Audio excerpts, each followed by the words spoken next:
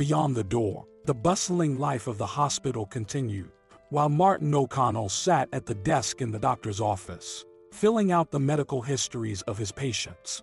Back in his student days, he had learned to disconnect from anything that interfered with his thoughts. He utilized this useful skill whenever work became overwhelming. Last night, an unexpected situation had occurred. After midnight, they brought in Charlie, bleeding profusely, to the ward. The victim arrived on a gurney, accompanied by friends who, like the injured man himself, were intoxicated. Interrupting each other, they explained to the on-duty doctor how the accident happened. "Doc, we were just sitting, chilling, nothing special." Then Charlie got the idea to conduct an experiment. His wife keeps nagging him, saying he's not a man, like Charlie can't do anything. But Charlie decided to prove her wrong. From the convoluted story of his friends, Martin understood that Charlie wanted to work with metal. But when he turned on the machine, which had been installed in the garage by him many years ago, something went wrong. The piece of metal that the intoxicated man intended to turn into a flower broke free from his hands and stabbed him in the abdomen. Although the drunkards could barely stand on their feet, they realized that their friend might die. They decided not to call an ambulance, but to drive him to the hospital. To save Charlie, Martin had to quickly assemble a team of doctors. The medics spent almost 4 hours dealing with the consequences of his experiment. The operation was further complicated by the fact that the anesthesia took a long time to take effect on the patient, and everyone feared he would die from significant blood loss. However, the man survived the ordeal and, just as he emerged from anesthesia, looked around the room with surprise. "Guys, where are we? This place looks unfamiliar, and my head hurts. And what a hangover." These were the first words the patient uttered during the morning rounds. Charlie mistook Martin for one of his friends.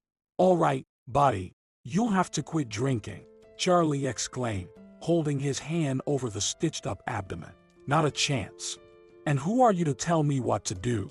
Martin calmly explained to the patient that he was in the hospital. However, Charlie didn't want to understand. At that moment, an enraged woman with a tuft of red hair burst into the room. Ignoring the medical staff and patients, she rushed to Charlie and started shaking his helpless body. "Oh, you scoundrel, you've tormented my soul. Why did you create a mess in the garage?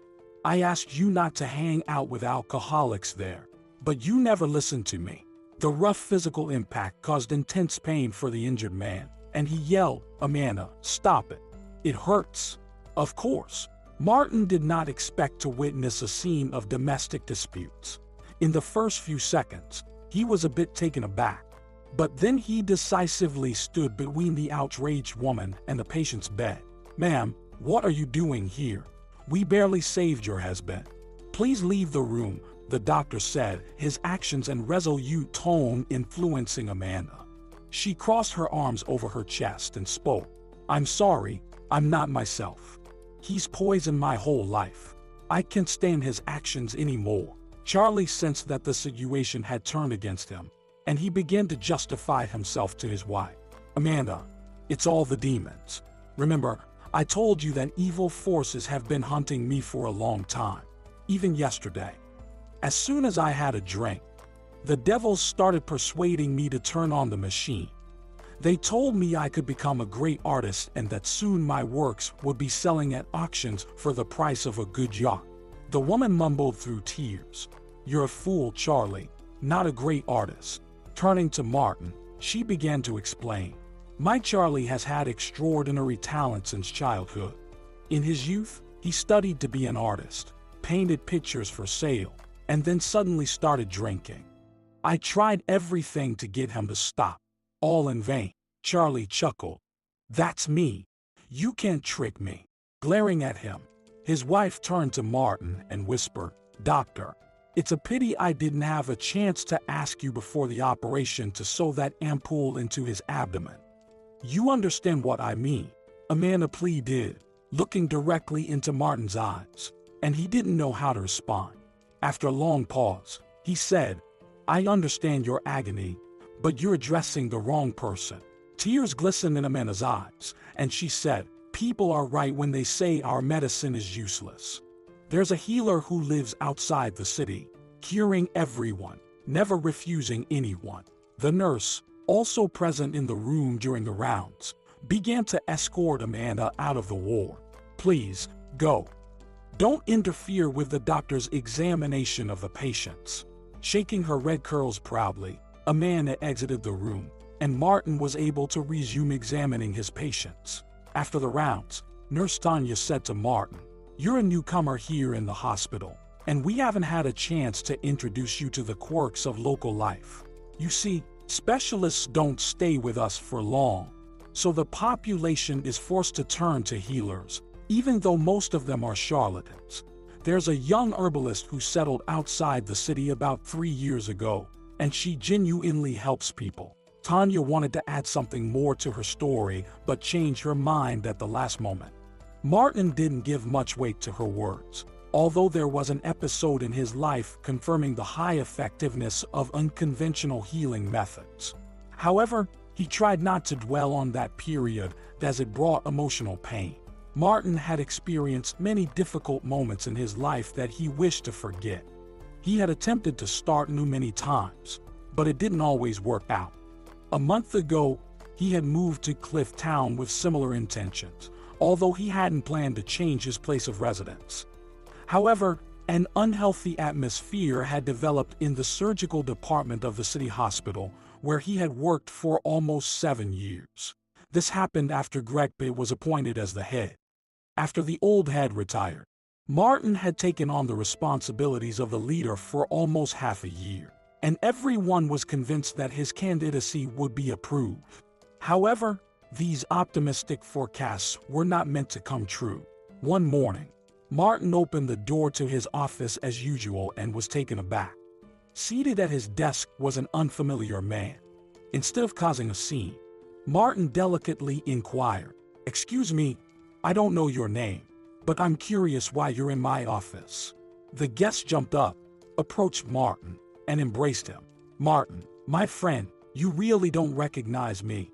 Martin scrutinized the hefty figure and barely identified Greg Pitt, who had been a year below him during their student days. Rumors about this guy circulated even back then, suggesting he was the son of a high-ranking official, giving him automatic privileges. Since Martin had not crossed paths with Greg before, he paid no attention to such gossip.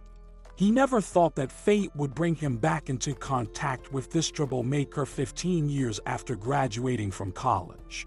Greg's embrace lasted longer than the etiquette allowed, so Martin had to exert force to free himself.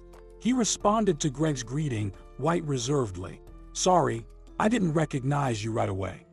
You've changed a lot, put on some weight." Greg took offense immediately. "Everyone has their flaws, although my impressive build doesn't bother me much. It's all genetics, and my appetite is just fine. We Pitts are big people, but I don't consider it a shortcoming." Martin didn't want to listen, as a busy work day awaited him. "Greg, I don't care about your weight. Anyway, I'm not interested in other people's personal problems.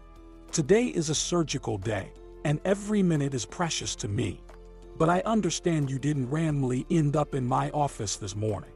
I'd like to hear an explanation."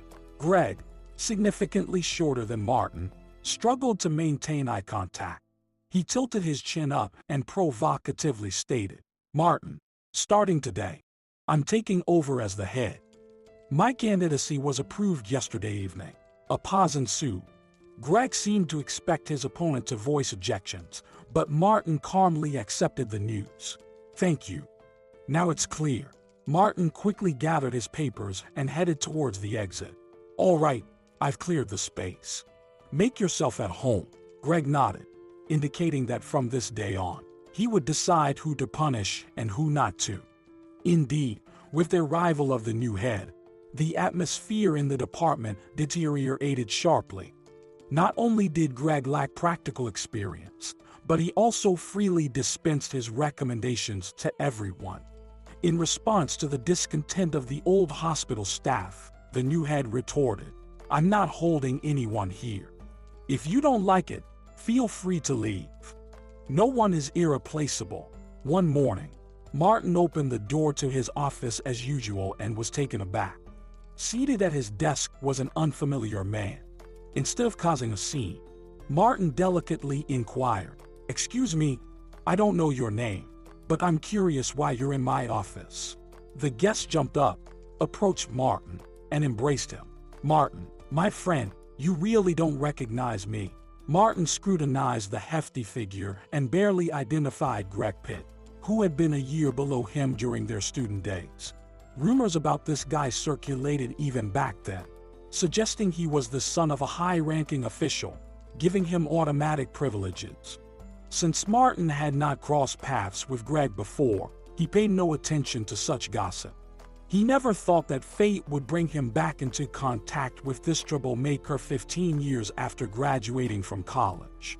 Greg's embrace lasted longer than the etiquette allowed, so Martin had to exert force to free himself. He responded to Greg's greeting quite reservedly. "Sorry, I didn't recognize you right away. You've changed a lot, put on some weight." Greg took offense immediately. "Everyone has their flaws.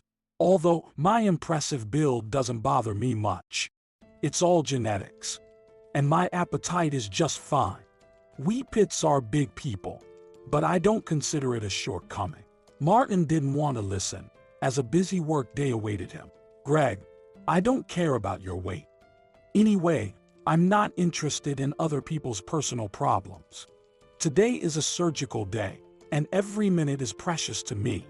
But I understand you didn't randomly end up in my office this morning. I'd like to hear an explanation." Greg, significantly shorter than Martin, struggled to maintain eye contact. He tilted his chin up and provocatively stated, "Martin, starting today, I'm taking over as the head. My candidacy was approved yesterday evening." A pause ensued. Greg seemed to expect his opponent to voice objections, but Martin calmly accepted the news. "Thank you. Now it's clear." Martin quickly gathered his papers and headed towards the exit. "All right, I've cleared the space. Make yourself at home." Greg nodded, indicating that from this day on, he would decide who to punish and who not to. Indeed, with the arrival of the new head, the atmosphere in the department deteriorated sharply. Not only did Greg lack practical experience, but he also freely dispensed his recommendations to everyone. In response to the discontent of the old hospital staff, the new head retorted, "I'm not holding anyone here. If you don't like it, feel free to leave. No one is irreplaceable." Martin tried to reason with Greg. "Greg, it seems to me you're starting off on the wrong foot. You can't just throw experienced professionals around like that. In medicine, losing one good fighter can affect the outcome of the entire battle." This sensible remark prompted Greg to once again tilt his chin upward. "Martin, I don't need your advice. My main task is to organize the department, and I'll do whatever it takes to achieve that goal, whether you like it or not." Martin had to keep his opinion to himself. Over the next few months of Greg's leadership, the old team was dismissed. Greg encouraged snitching and enjoyed publicly punishing those who had transgressed. Furthermore, Greg completely disregarded the rules of medical ethics. When Martin pointed this out to him, he responded in his characteristic manner, "I don't care about your grievances. Everyone in my department must work with utmost dedication. People work themselves to exhaustion." Many couldn't endure such a schedule and left. Only Martin continued to believe that things could change for the better. But days passed, months flew by, and the situation only worsened. It became unbearable when Greg, without consulting anyone, started promoting the products of his own relative who headed a major pharmaceutical company. As the chief surgeon, Martin was summoned to Greg's office. Martin sensed that the upcoming conversation boded nothing good. Greg, as always, arrogantly said, "Have a seat, Martin." "No, Greg. I don't have time. Patients are waiting." The head's face twisted into a disdainful grimace. "Oh, as if you're irreplaceable here. First, I have to give you a warning. Remember once and for all, I'm your boss, and you're my subordinate. So address me appropriately.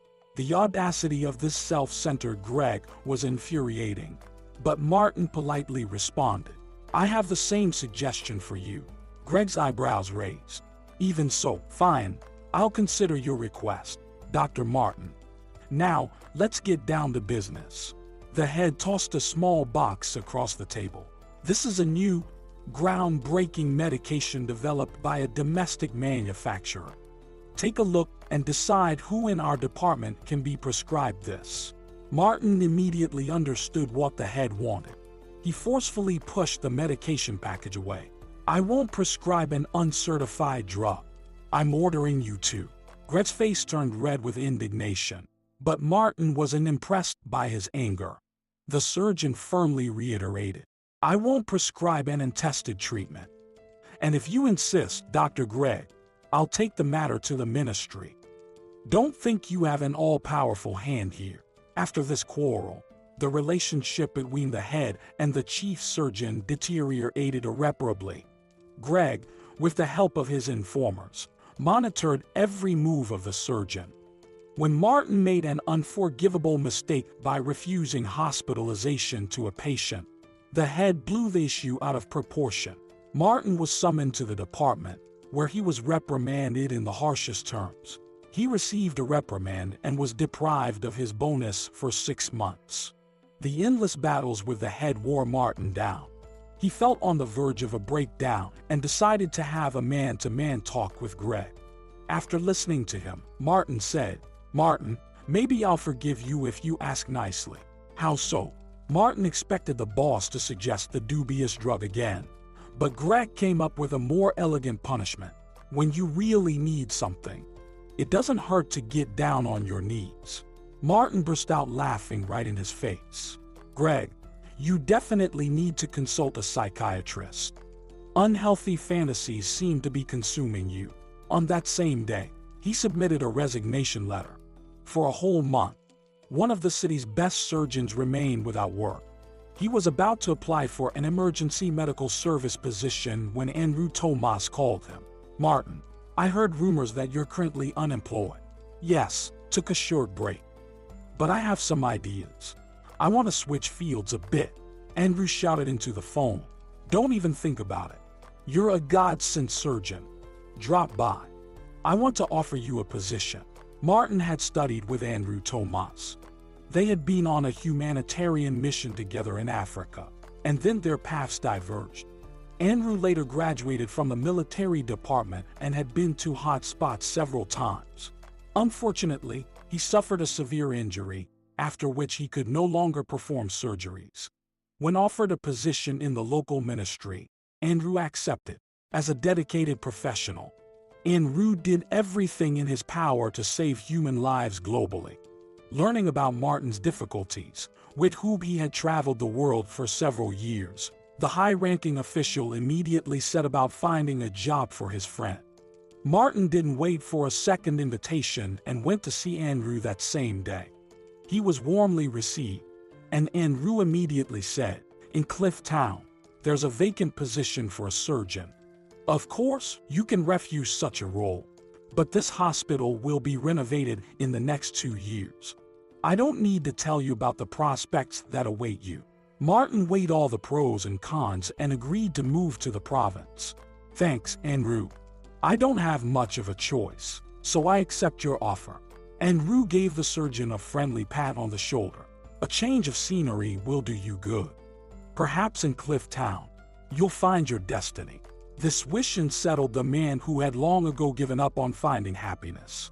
All his attempts to build a family nest ended in painful losses, and he had long dispelled any illusions, channeling all his energy into work. Cliff Town was small, nestled comfortably on hilly terrain, with large and small rivers surrounding it. Many water bodies were unnamed, and for convenience, the locals used terms like the river beyond the dark forest or the river near the poultry farm for orientation.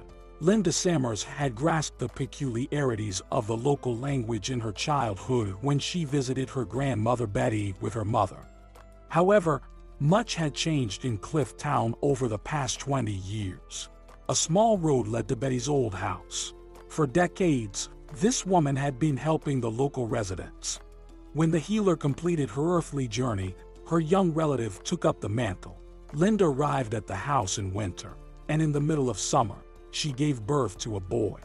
Village girls gossiped about Linda and the unknown father of her child.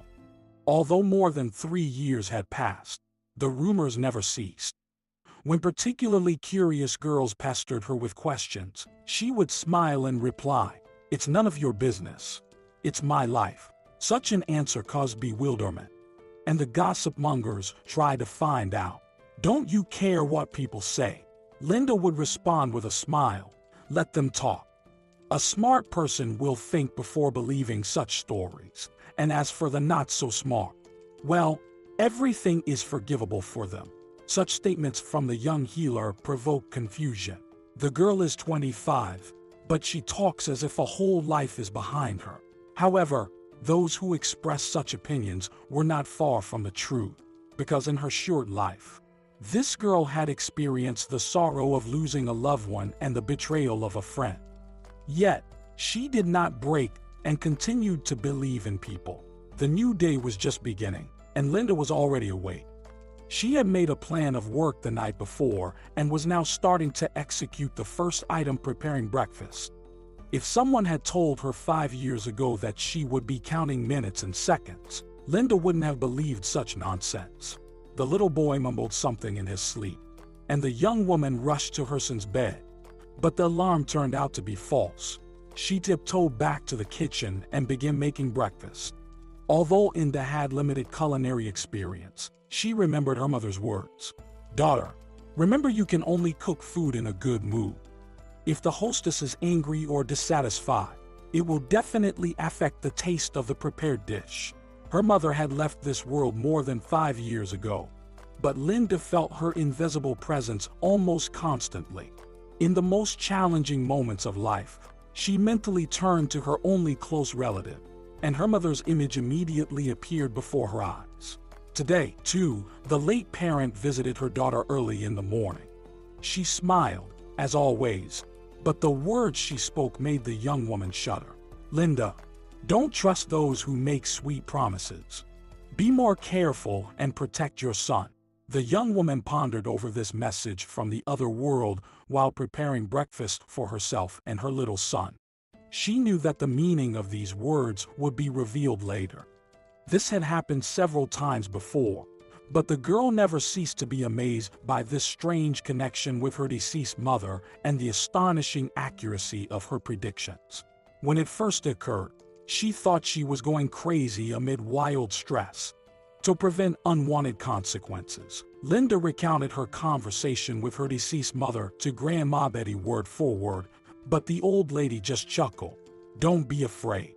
Fate sends you signs through your mother's image. Such messages should not be ignored." Linda didn't believe the old lady, who was her very distant relative at the time. "Grandma Betty, this is all nonsense. I don't believe in any supernatural forces or evil curses." Betty looked at her in a way that sent a chill through her. "You're wrong not to believe. It won't be long, and you'll understand why you've been given this gift." Linda laughed again. "Grandma Betty, do you consider the voices that won't leave me alone a gift?" "Of course. Everything you hear eventually comes true. Almost everything. But I think it's just a pure coincidence. Remember, dear, nothing in this world happens by chance. Everything has its meaning, but not everyone is given to understand it." Grandmother Betty often said strange things.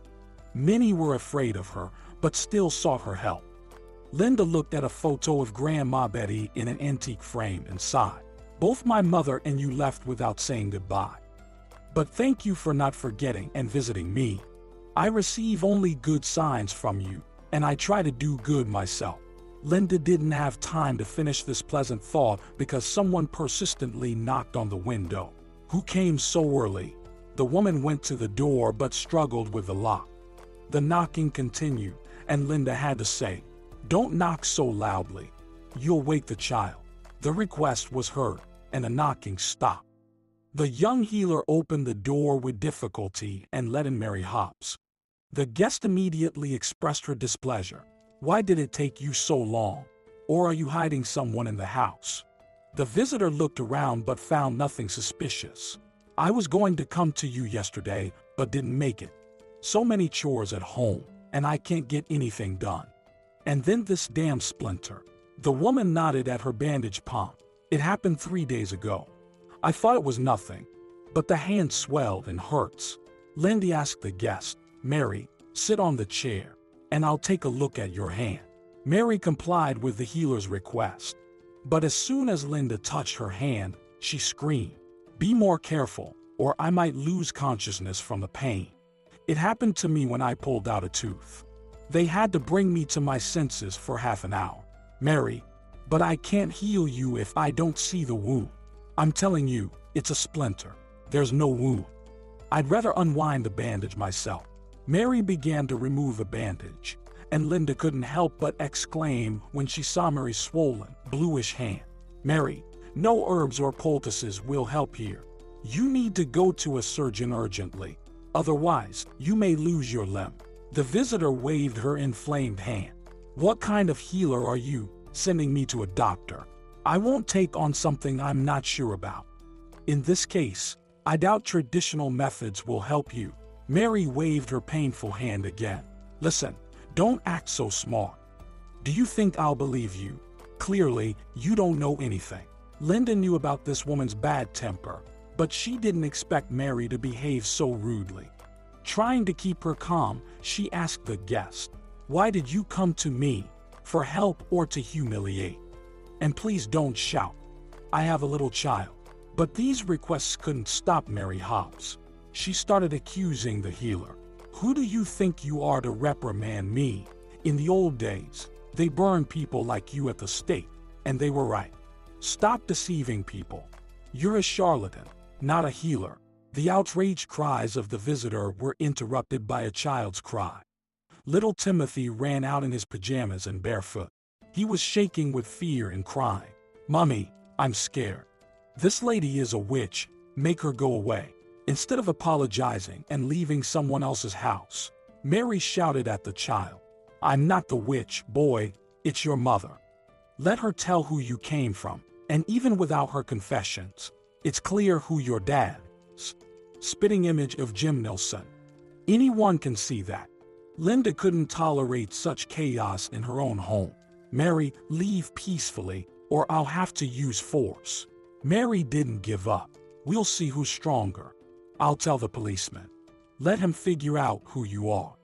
And I'll inform your superiors about who you really are. They'll fire you from your job. You'll regret getting involved with me." Before slamming the door, Linda calmly said, "Mary, go to the hospital right now. I heard there's a new surgeon there, very experienced." Instead of gratitude for the advice, Mary threw a stone at the slammed door. Timothy was still crying, and Linda tried to comfort her child. She pressed her son to her chest and whispered, "Don't be afraid, my dear. Mommy is with you. I won't give you to anyone." Maternal caress had a calming effect, and Timothy settled down. Linda continued to sway the baby in her arms, recalling how her mom always found the right words when childhood troubles occurred. Tears streamed from her eyes, and the young woman whispered silently, "Mommy, it's so bad that you're not with me. Timothy and I are all alone in this world." Throughout her short life, Linda experienced loneliness in all its manifestations. Her first conscious thoughts were associated with this unpleasant feeling. But at an early age, she didn't understand why her dad didn't want to play with her when mom was at work. In response to the girl's every request, the head of the Maker's family, Bob, replied rudely, "I don't have time to entertain you. You have plenty of toys. Go to your room." If Linda didn't obey her father's command, he would kick her out the door. When Bob Makers was particularly angry, he could underestimate his strength, and his rough touches left bruises on the girl's arms. Once her mom got worried when she saw purple spots on her daughter's hands. "Linda, where did you get this?" The daughter replied immediately, "Daddy did it, Mommy." I didn't listen to him, and he got angry. Hearing the girl's answer, Bob flew into a rage.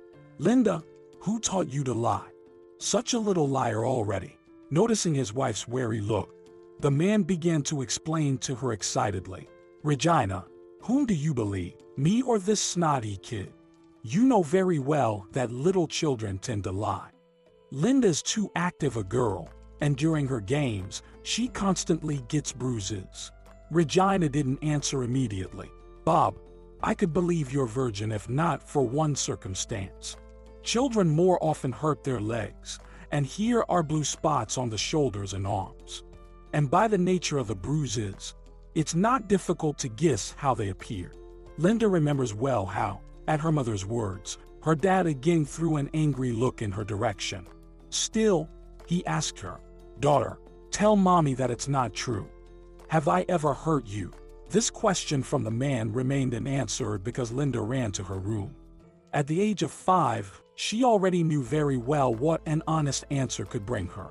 She spent the rest of the evening drawing patterns on the window pane with her finger and dreaming of a completely different life. After that incident, Regina also drew conclusions.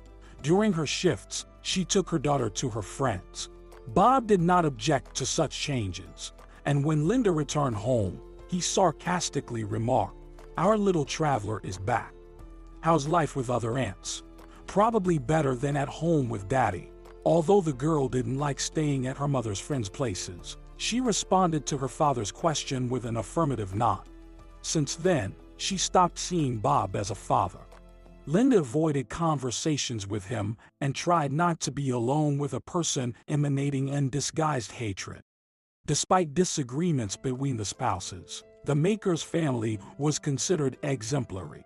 During those years, material well-being was highly valued, and neighbors and acquaintances openly envied the couple. People discussed the pair. They are such good, positive people. Both doctors earning a decent salary.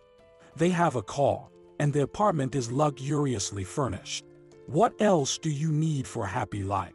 To this question, Regina could not find an answer for many years.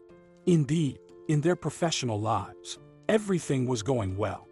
She managed the gynecological department at the city hospital, and her husband held a managerial position in a private clinic. This position was secured for him by his father, who was a government official. The Makers family didn't lack money, although there were no extra funds. But despite all the apparent prosperity, the main ingredient was missing love. Regina and Bob attended the same college but studied in different faculties. As often happens in the student environment, friendly relations developed between young people.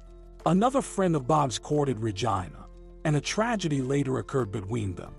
In her most difficult moments, Bob provided Regina with a friendly shoulder. Regina, you can always rely on me. You lost your loved one, and I lost my best friend. I believe that together we can better overcome this loss, he reassured her. Regina initially accepted the guy's words with gratitude, but their relationship soon ceased to be just friendly. Bob, with each passing day, became more insistent. Regina, you need to let go of the past. You can't bring back love, and you shouldn't dwell on it.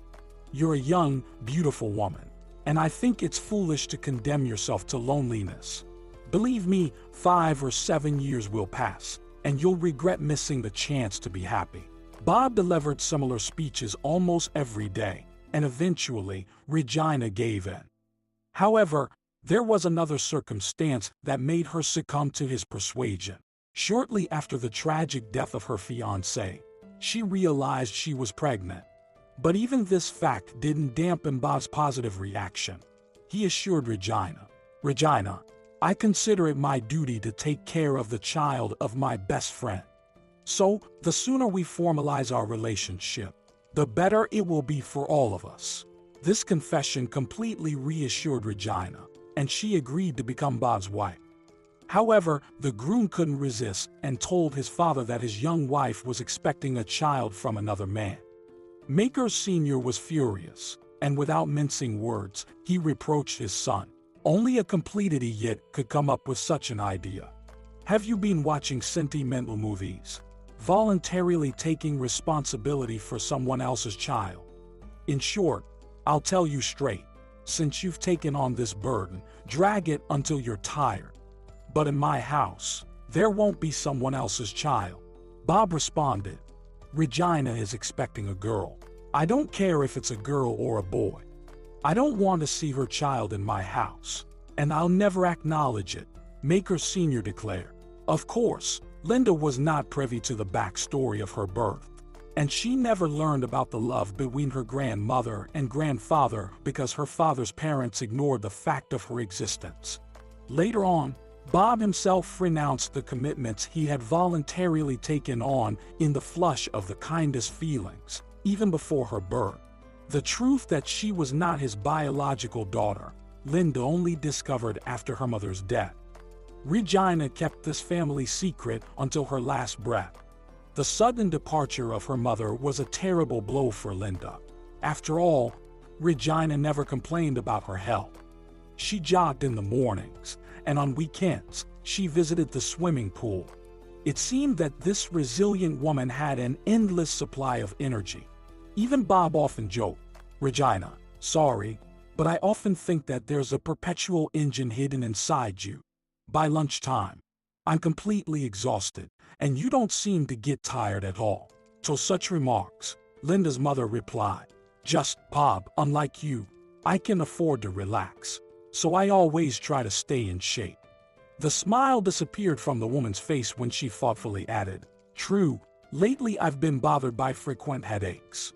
The girls at work measured my blood pressure, and it's above normal. Linda couldn't hold back, despite Bob's presence. Mom, it's time for you to take a break. You should go to a resort near the sea and have a good rest. The head of the family exclaimed with undisguised irony. Dreams, dreams. Linda, do you believe in what you're suggesting? Who would let your mom go to a resort? She's indispensable to us, used to carrying the whole department on her shoulders. The daughter and mother exchanged understanding glances and decided not to engage in an argument. They knew that such quarrels often ended in heated disputes with insults. Linda locked herself in her room, immersing herself in studying her notes. She, too, had chosen to dedicate herself to medicine, following in her mother's footsteps. Linda was in her third year at the medical university. The significant conversation in the kitchen was soon forgotten. Only later, after her mother's passing, did moments that Linda had previously overlooked involuntarily resurface in her memory. In hindsight, Linda reproached herself for her inattention. The warning signs didn't register, and when her mother had to call for an ambulance, Regina's health deteriorated suddenly. She turned pale and clutched the back of a chair. Daughter, I'm feeling really unwell. Dial 911. The emergency medical team arrived within 5 minutes. The doctor scolded Regina for her indifferent attitude toward her health, then administered an injection. After that, her mother felt much better. At that time, the heads of the family were not at home, and Regina asked her daughter not to tell him anything. Daughter, your mom just overexerted herself a bit, and her blood pressure shot up. Tomorrow morning, I'll call the chief doctor and take a couple of days off. But the next morning, Regina forgot about her intention and went to work. Linda tried to stop her. Mom, you felt really bad yesterday, and you promised to stay home. Regina glanced at the clock and replied on the run. Daughter, let's discuss it later. Today, I feel perfectly fine, and Wednesdays are my surgery days, so I can't just take off like that. You're a future medic, and you should understand that duty to patients is more important than a slight indisposition. Linda was in a lecture when her mobile phone vibrated in her jacket pocket. Seeing an unfamiliar number, she felt a strong sense of alarm and excused herself to answer. A voice on the other end informed her, Linda, Regina isn't doing well after the surgery. She's in the ICU. She had a stroke. But don't worry, our doctors will do everything possible. Without listening to the senior nurse from the gynecological department to the end, Linda ran to the hospital. She spent 3 days in front of the doors of the intensive care unit. trusting the doctor's predictions. However, despite the efforts of the best specialists, Regina passed away without regaining consciousness. She was only 43 years old. Everything that followed seemed to happen in a haze. On the day of her mother's funeral, heavy rain poured, so the ceremony took place hastily, without poignant speeches. After the cemetery, everyone went to the commemorative meal. Linda declined to participate in this, incurring her father's wrath. And here you decided to stand out. Think about what people will say if you don't show up for the commemorative meal. The girl replied, I don't care anymore. Mom won't come back. I can't eat or drink, and I can't watch others do it. Bob cursed under his breath and said, I didn't want to tell you on such a day, but you asked for it. Your reproaches are getting on my nerves, and I'm not going to tolerate them. Your mother is gone, and you can't count on me. The meaning of these parental words dawned on the girl later when she discovered that the fridge was completely empty. When her father came home, she informed him that they had nothing left except pasta. Bob looked at her as if seeing her for the first time. Did you forget? I warned you that from now on, it's every man for himself. How old are you? Right. You'll soon be 20. Quite a mature age to earn your own food. Linda was stunned by her father's words. Dad, I need to get my diploma. Get it? I'm not stopping you. But I don't intend to support you. The man fell silent for a few seconds, then looked directly at the girl and said, Your mother didn't tell you, and I didn't want to ruin the family relationship. The thing is, I'm not your biological father. Your mother got pregnant by another man who left her. I married her solely out of pity. It was the second blow that completely shattered the young girl. She spent the whole night crying by the window, no longer hoping for anyone's help. The next morning, Linda didn't go to university because she needed to find money. She spent several days searching for a suitable job but found nothing. All the subsequent days felt like a dreadful dream. Linda would wake up in the morning, go to the kitchen to prepare some food from the remnants of groceries. However, the pasta and grains quickly ran out, and there was nothing to satisfy her hunger. With no one to consult, she went to the cemetery and spent the entire day there until evening. She only returned home after an elderly woman passing by shook her head. Dear, it's already evening, go home. The departed don't like being disturbed at this time. Linda thanked the woman and left the cemetery. But another shock awaited her at home. As soon as she opened the apartment door, she saw an unfamiliar woman in the hallway. The lady was wearing her mother's slippers. Linda's vision darkened, and she screamed, Get out of here. Don't you dare touch my mom's things. The woman was frightened. But from the kitchen, Bob's voice could be heard. Linda, calm down. I warned you a few days ago that everything would be different in this apartment now. Technically, you're registered here, but you have no rights to this place since you're not my blood relative. The man appeared in the hallway with a frying pan in his hands. But I'm not kicking you out. Not yet. Although everything can change if you keep showing your attitude. Linda immediately calmed down, and Bob continued. Now, let's move on to the introductions. This is Monica Louise, my colleague. Dinner is almost ready. Linda wanted to decline the dinner invitation, but hunger prevailed, and she went to the kitchen when Bob invited her to the table. She didn't listen to what he was saying to his colleague because her thoughts were occupied with the question of how to move forward. After dinner, Bob went to see Monica off, and Linda went to her room. The experiences of the past days had exhausted her nervous system, and she felt an incredible fatigue. She didn't notice how she sank into a heavy, restless sleep. It was the first time her mother appeared in her dream. Linda didn't remember what her deceased mother said, but in the morning, she felt relieved. It was as if she had recovered from a prolonged illness. On that day, another event occurred that would later change her entire life. In the morning, she decided to embark on a job search, and luck was on her side. At the bus stop, she noticed an advertisement that caught her eye. They were looking for a daytime caregiver for a paralyzed woman. Linda tore off the slip with the phone number and immediately dialed it. A young man answered. Yes, we urgently need a caregiver, preferably with a medical background. If you meet these two requirements, come over, the man said. He dictated the address, and she was about to set off when she accidentally bumped into a woman at the bus stop. Linda apologized, and at that moment, she heard a voice. This woman is about to stumble and end up under the bus. Help her. Before Linda could react, she saw the approaching bus. The woman she had accidentally bumped into moved forward, and Linda managed to catch her as she fell. The old lady was in shock. I could have ended up under the wheels. Thank you, dear, you saved me. Allow me to thank you, the woman said, reaching for her purse. However, Linda vehemently refused to take any money. Good deeds don't require payment. I'm just glad I could help you avoid trouble. In a cheerful mood, she arrived at the specified address, where she was greeted by a handsome guy. He helped Linda take off her coat, and only then did he extend his hand. Ross Smith. Linda introduced herself. The apartment owner led her deeper into the premises. We live together in this large apartment. It's a female household, so all the issues usually fall on me. My grandmother, Mrs. Margaret, needs care. My mom and I recently brought her from the village because she was alone there. However, the change of residence didn't go well for Grandma. She decided to organize things here but forgot about her age.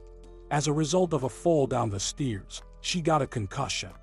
I'm not well versed in medicine, but after that injury, Grandma's legs stopped working.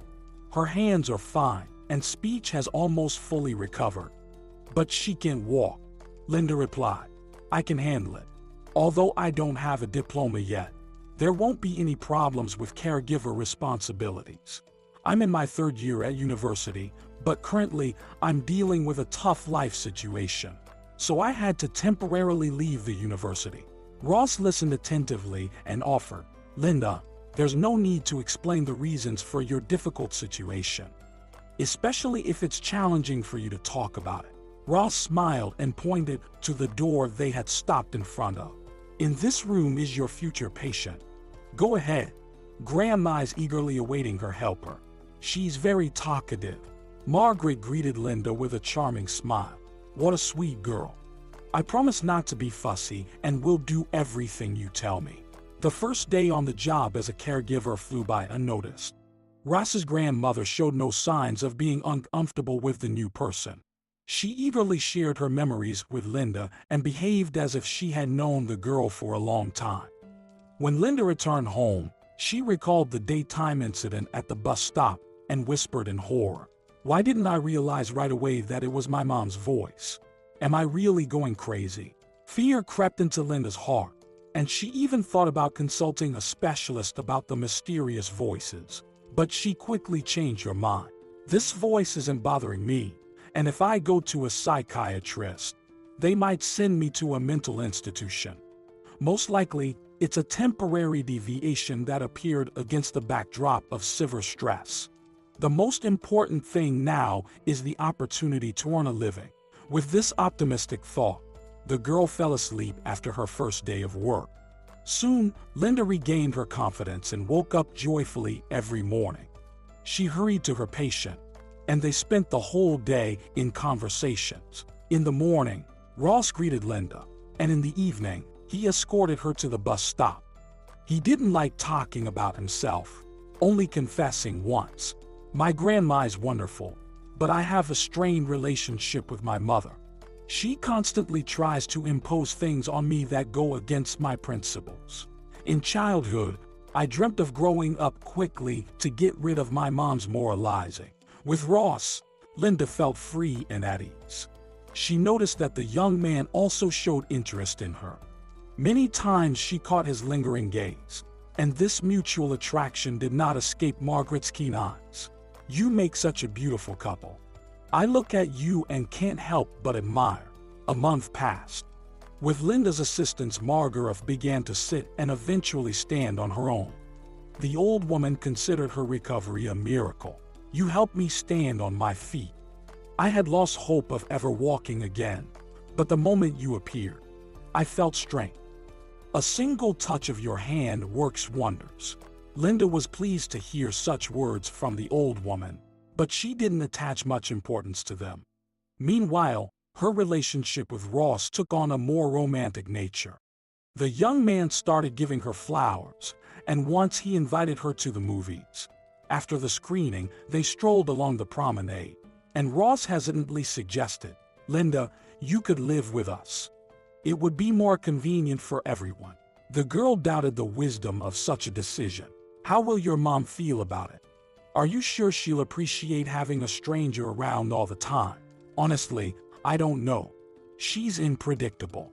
She could do anything at any moment. Then you shouldn't upset her. By the way, she's supposed to return from her business trip soon." It was her idea to hire a caregiver for Grandma. I was initially against it. And now, I'm glad I listened to my mom. But that's probably the only positive example. Crystal Smith arrived and announced. Linda was bathing Margaret when she heard unfamiliar footsteps in the hallway. She shouted loudly, "Ross, I'm helping your grandmother bathe. Don't come in." The door swung open. "Who's talking so loudly here?" Crystal replied. "Oh, the traveler has arrived. As always, dissatisfied with everything. Or did a black cat cross your path on the way home?" "Mom, you're always joking." Crystal walked into the room and kissed her mother. Margaret was touched by her daughter's attention. "Ross and I missed you. He had to stay with me for almost 2 weeks. And then this girl, Linda, came to us through an ad." Crystal said, "In the hustle, I forgot we were planning to hire a caregiver." The old lady responded, "Now it's clear who has a short memory." Although Crystal was initially distant towards the young caregiver, their relationship warmed over time.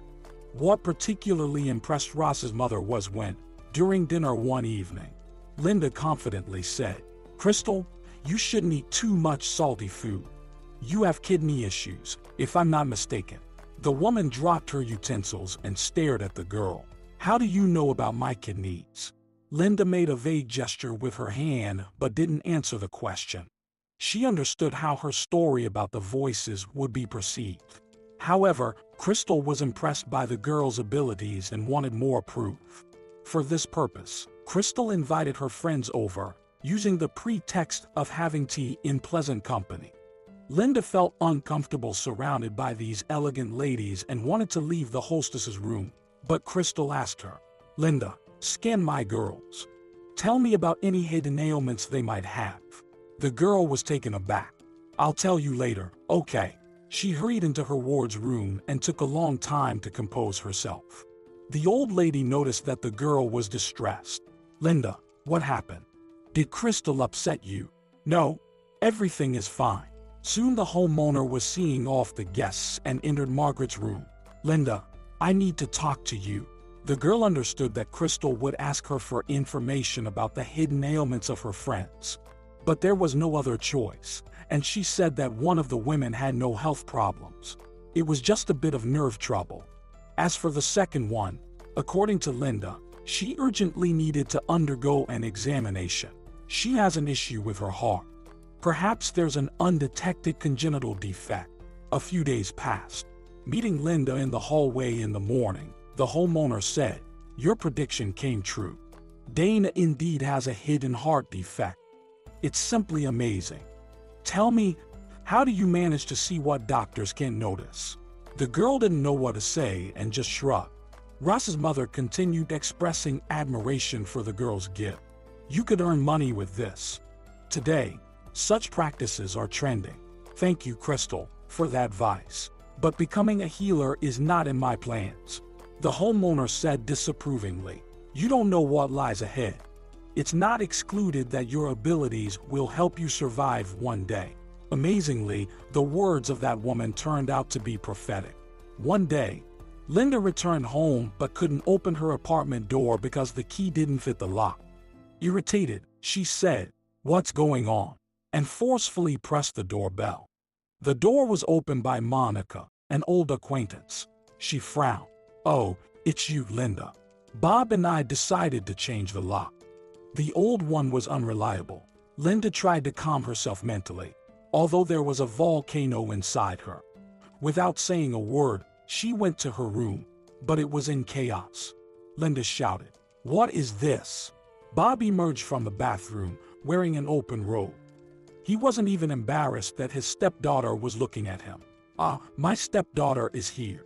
"Why are you shouting?" Linda said. "My room. Why is it such a mess? And why did you change the lock?" Bob was pleased with the outcome of his actions. He managed to break the resistance of this stubborn girl. He showed her who was in charge in this apartment. Now he could enjoy his victory. He replied, "There's no longer your room here. From now on, my wife Monica will be in charge of this apartment." Linda caught her breath. She murmured almost inaudibly, "Dad, how could you? It's only been 3 months since Mom died." Bob laughed in her face. "I don't care about formalities. And don't call me Dad. I hope you're not so stupid not to understand that you have nothing to do in this apartment anymore." Monica nervously shifted her gaze between Linda and Bob. Suddenly, Linda heard her mother's voice again, the voice that predicted the demise of this imposter. With a resonant tone, she said, "Don't celebrate too soon, Mr. Makers.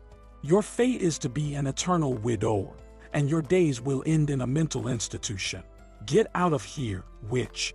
Bob clenched his fists and lunged at the girl, but Linda managed to escape through the partially open door. She wandered around the city for about an hour before mustering the courage to call Ross. The young man listened to her and firmly said, "Don't even think about it. Come to us immediately."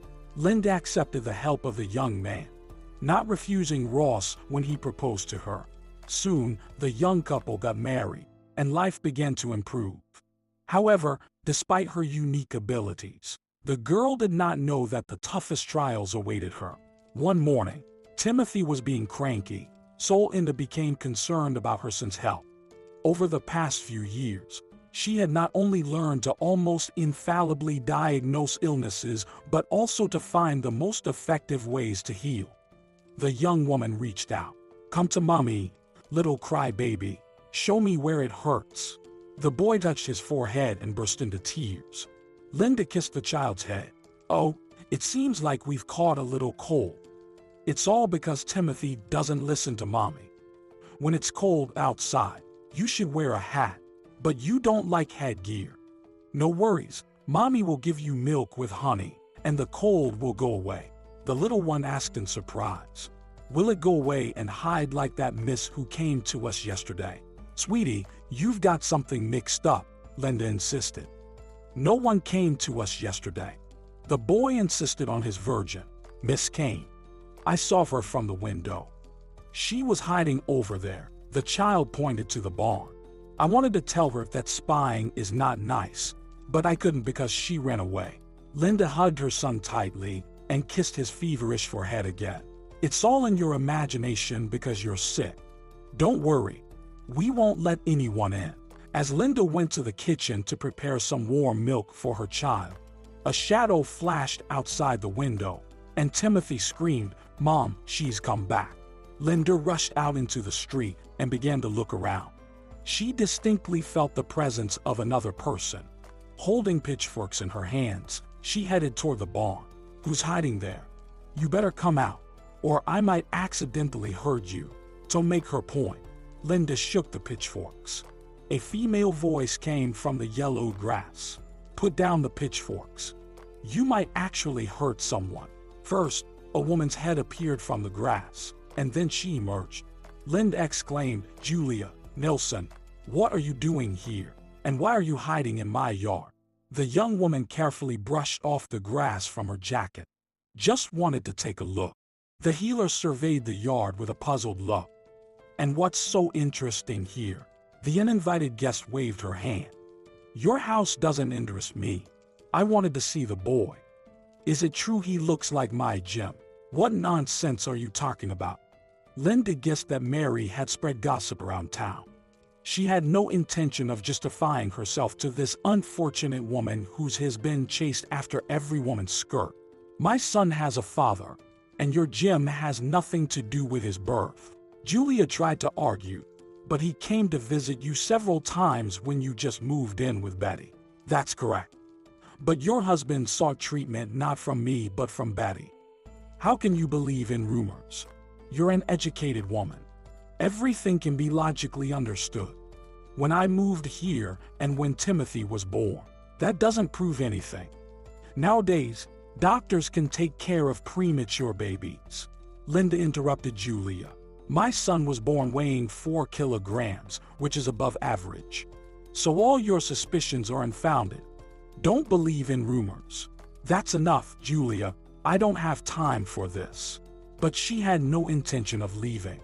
Show me your child. I want to make sure. This demand outraged the young mother. This is not a circus. My child is sick, and I'm not going to disturb him. Go home, Julia. Don't make me take extreme measures. Julia reluctantly started to leave. She turned back several times before finally leaving the yard. Why are people willing to believe any spoken word? Why don't they want to trust the voice of reason? After the healing drink, Timothy improved, and he fell asleep. Linda sat beside her son's bed, lost in her thoughts. My little one, you resemble your father so much. But I don't want you to turn out to be as mean as he is. The bliss of Linda's family life lasted only 2 months. After their modest wedding with Ross, Margaret unexpectedly passed away, and Ross's mother underwent a drastic change in her attitude toward her. Crystal didn't hold back expressing her grievances to Linda. It's your fault. You didn't save my mom from death but pretended to be a prophetess. You're a charlatan, not a healer. Usually, such accusations were voiced when Ross wasn't home. She feared her son's reaction and tried to contain her emotions. However, everything changed after Ross left for an extended business trip. Before leaving, he reassured his young wife, Linda, it's just for a short while, a month or 2. Our company is opening a branch in Montana, and my team needs to handle the technical side. But we have all experienced professionals, real experts, so we'll manage in no time. Linda had a bad feeling, and she asked her husband, Ross, can't you stay? I feel something is wrong. He affectionately hugged her. Don't fill your head with negative thoughts. Everything will be fine, and you can call me anytime. Okay, I'll hold you to that. I'll be bothering you with my calls every day. The very next day, she dialed her husband's number, but there was no answer. Throughout the entire week, the young woman tried to reach Ross, but all she heard was the soulless voice of the voicemail. The subscriber is out of reach. Please try again later. Eventually, she was told that the number didn't exist. All she could do was hope that Ross would call her. Days passed, and her mobile phone showed no signs of life. Besides the complete confusion about what happened to Ross, the behavior of her mother-in-law was causing distress. Crystal became irritable, blaming the bride for the slightest oversight. Later on, Ross's mother began to ignore the presence of her. Whenever Linda entered the kitchen, Crystal demonstratively left, emphasizing by her behavior that she had no intention of talking to her. This continued for about a week. Linda felt that a storm was brewing, and she wasn't mistaken.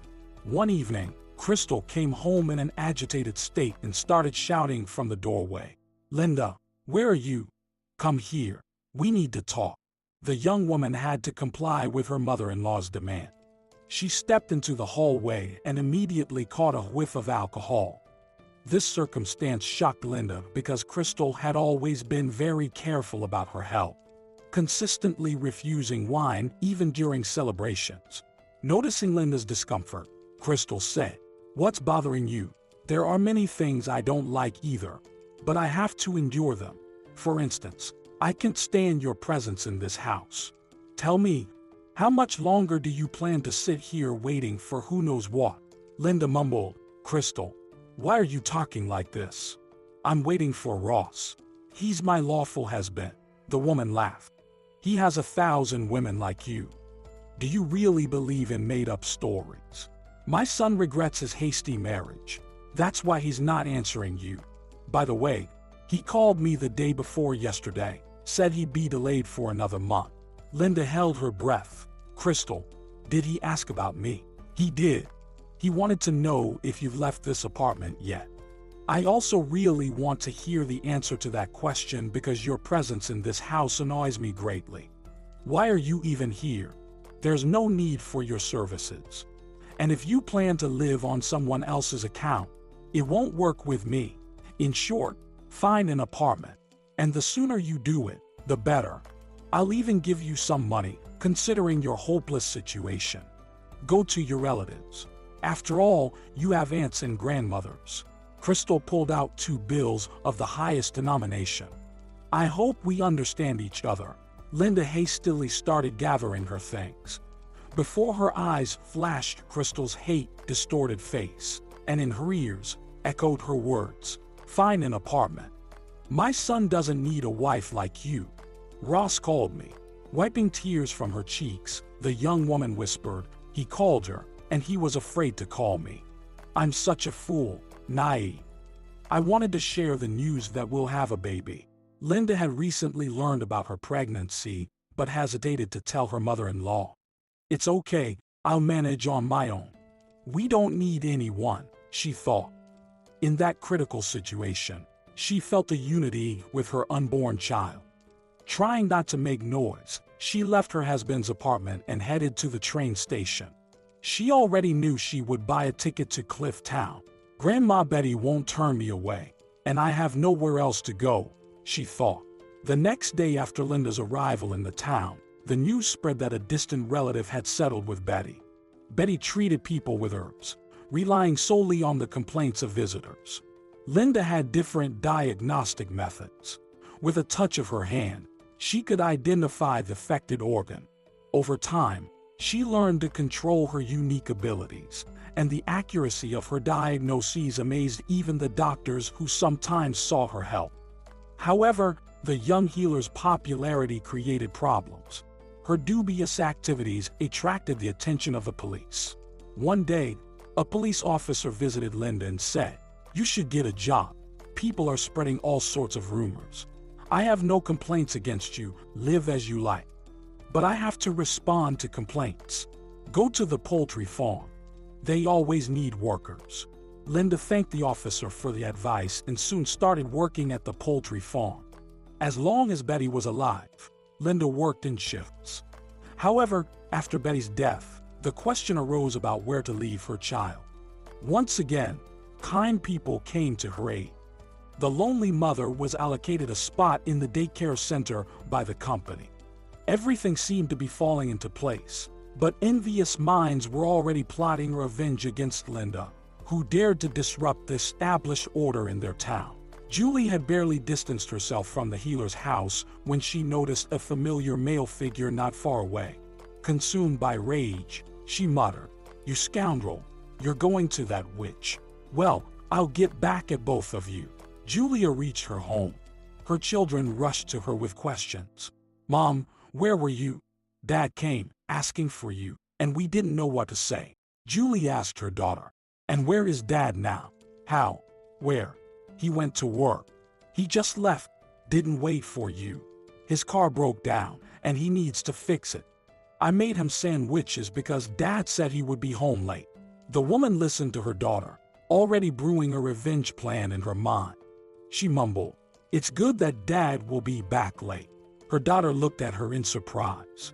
"Mom, you're acting strange today. And usually you complain that Dad spends whole days in the workshop. And now you're saying it's good." Julia snapped at her daughter and went about her household chores. She eagerly waited for the evening. When it was completely dark, the woman left the house, carrying a carefully handled bag. She cautiously passed by the neighboring houses and disappeared into the night. Linda couldn't shake off Julia Nilsson's visit from her mind all day long. "I still don't understand why that woman came. She acted strangely. Can jealousy and gossip turn a mother of 2 into such a monster? I've only seen this gem a few times, and even then not in person." After lunch, Linda planned to do the laundry, but her neighbor came over. "Linda, dear, take a look at my leg. You have eyes like X-rays." The elderly woman leaned on a cane and limped. The healer sat her down on a chair. "Where did you fall?" Mrs. Hudson answered. I've become so old. My eyes are failing. I was cleaning the house, and I fell. It hurts a lot. I just hope it's not a fracture, or I'll be done for. Mrs. Hudson, like many elderly people living in the city, had no close relatives, at least none nearby. Therefore, any illness or even a minor injury seemed like a catastrophe to such individuals. The healer tried to reassure the woman. You'll live to 100.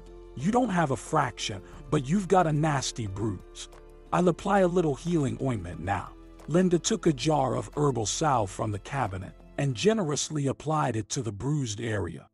Then she bandaged the leg. That's it. You'll feel better soon. Mrs.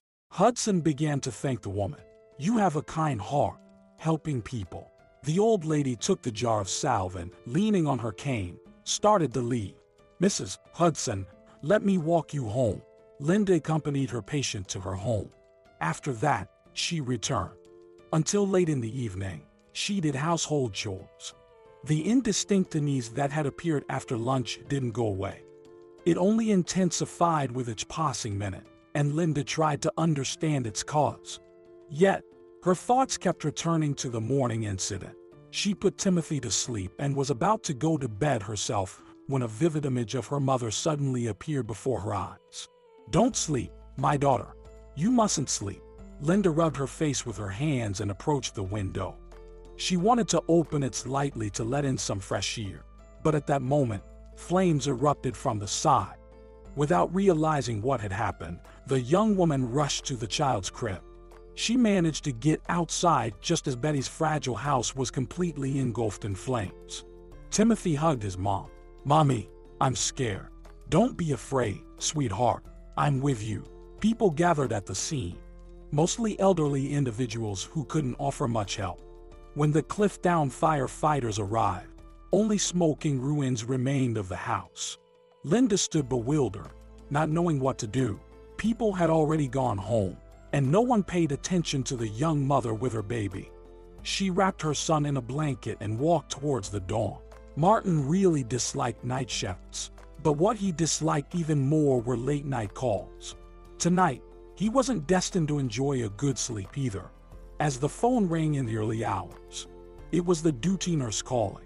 Martin, we need your urgent consultation. Martin responded discontentedly. Couldn't it wait until morning? The nurse replied. There was a fire tonight. Not here, but across the river.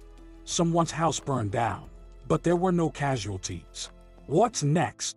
Martin inquired. The woman came from the local area. The situation is not good with her hand. All right, I'll be there soon. Prepare a small operating room just in case. Everything is ready. A woman's sobbing was audible through the phone. Martin remarked, they let the situation escalate, and then they cry. What kind of people? He quickly dressed and hurried outside. The pre-dawn fog enveloped the small town completely. He was rushing to the hospital, not expecting to encounter anyone on the deserted street, when suddenly he noticed some unusual activity in the park near the hospital. Initially, Martin wanted to run past this suspicious object, but then he heard a child crying. Approaching, he realized it was a young woman with a child in her arms. Martin inquired, "Do you have troubles?" In a timid voice, she replied, "Yes, our house burned down, and now my son and I are left on the street." Martin recalled his conversation with the nurse from the emergency room. "Do you have any friends or relatives?" "No one. Everything burned down. I couldn't even grab any documents. What should I do? I really don't have time to help you in any way." Martin pondered for a moment, then exclaimed joyfully, "I don't know your name, dear, but I suggest the following solution to the problem. I'll give you the key to the house where I live. It's not far from here, near the store. You wait for me there, and then we'll figure out what to do next. Unfortunately, I can't spare time for you right now because I'm rushing to surgery." Martin handed the young woman the key and headed towards the hospital. Mary sat on the examination table, rocking her swollen arm like a child. Her condition worsened with each passing hour, and the swelling had spread up to her shoulder. Mary cried loudly, "Why didn't I listen to the healer? She told me the day before yesterday to go to the hospital, but I didn't listen. Now I'll die in the prime of my life." Martin overheard the woman's last words and cheerfully remarked, "Don't even dream about it. We won't let you die. We're going to save you now." Mary attempted to get up from the table, but the intense pain prevented her from doing so. Ouch. No more strength to endure this pain. "Are you going to cut off my hand?" Martin patted her shoulder, saying, "First, we'll examine your hand, and then we'll decide what to do. Cutting something off is not a problem, so let's think about how to get by without losses. Ladies, help the woman get to the bandaging room." This request was directed to the nursing staff on duty. The young nurse and the orderly lifted Mary from both sides. The patient screamed even louder. "Why didn't I listen to the healer? She warned me." Martin inquired, "You keep talking about some healer. If I understand correctly, you treated yourself with folk remedies before this." "No, doctor, I didn't treat myself. This splinter got stuck in me more than 2 weeks ago. Everything was fine. Then my palm started to swell and turn blue. I went to the healer. She lives across the river." The orderly interrupted the patient, saying, "She doesn't live there anymore.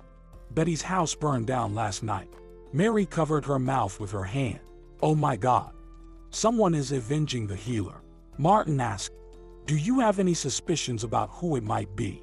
Mary shook her head. "Maybe, but I won't say. I might be wrong," the nurse added, "and rightly so. I never believed in magic, and I've never turned to healers. It's safer to consult certified specialists." Martin looked closely at the girl. "You're wrong to dismiss non-traditional practices. I used to think it was all quackery in my youth, but then I got into a fight, and a local man with a tambourine saved me." Martin removed a bandage from Mary's hand and shook his head. "Well, you really neglected your hand. We'll have to operate." Mary started screaming again. "Doctor, I won't bear the pain. I assure you, you won't even feel it because we'll give you a little injection." An hour later, the operation was completed. Mary was trembling. "Am I really alive? Or is this a dream?" Martin reassured the patient. "Everything is fine, and you're still on Earth.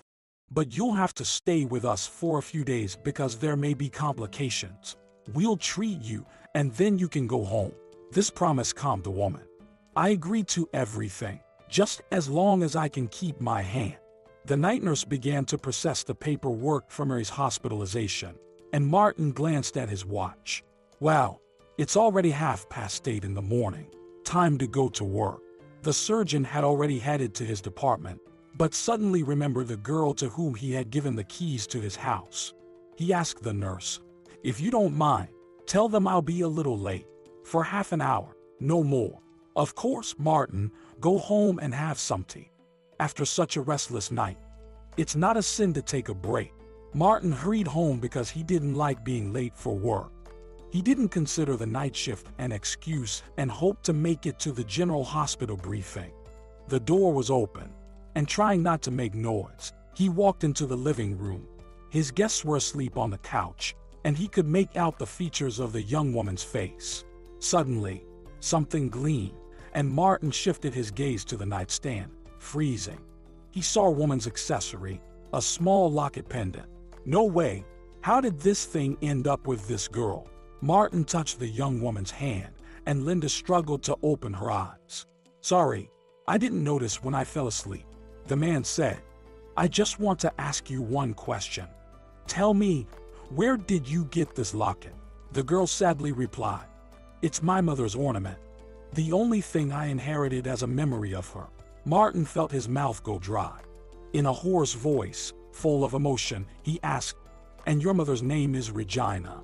The girl answered, "Yes, Regina Makers." He could no longer contain his emotions. "Makers, so you... It means she deceived me back then. But why?" Linda looked at the man in fear, who, in desperation, clasped his head with his hands. She didn't understand anything but was afraid to question this person. The dreadful fear for herself and her son returned. "Maybe we should leave," Linda said. She began to wake her son. "Timothy, dear, Wake up. Martin sat on the couch. No need to go, sweetheart. Stay here. Now, this is your home. There's so much I need to tell you, but I need to gather my thoughts. Martin completely forgot about his medical duty.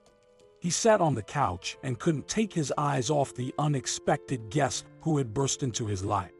Timothy looked at the adults and didn't understand what was happening. He looked at his mother, then at the homeowner. "Are you my grandpa?" he asked. The stiffness faded, and Martin confidently answered, "Yes, little one." He hugged the boy close and closed his eyes. 2 meager tears rolled down his cheeks. But Martin didn't shy away from those tears because they were tears of happiness. Episodes from the past often resurfaced in Martin's memory, but for over 20 years, he had pushed them away. One day, he had drawn a final line under his past, and he didn't want to go back there anymore. But the appearance of the young healer with the child made him reconsider his principles. For the first time in many years, he allowed himself to return to where youthful dreams and first love were left behind. He had been friends with Bob Makers since the first grade.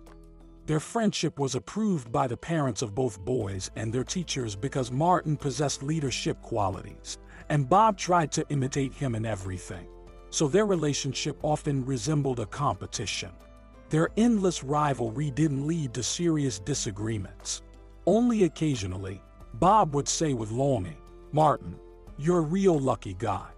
No matter how hard I try, it doesn't work for me."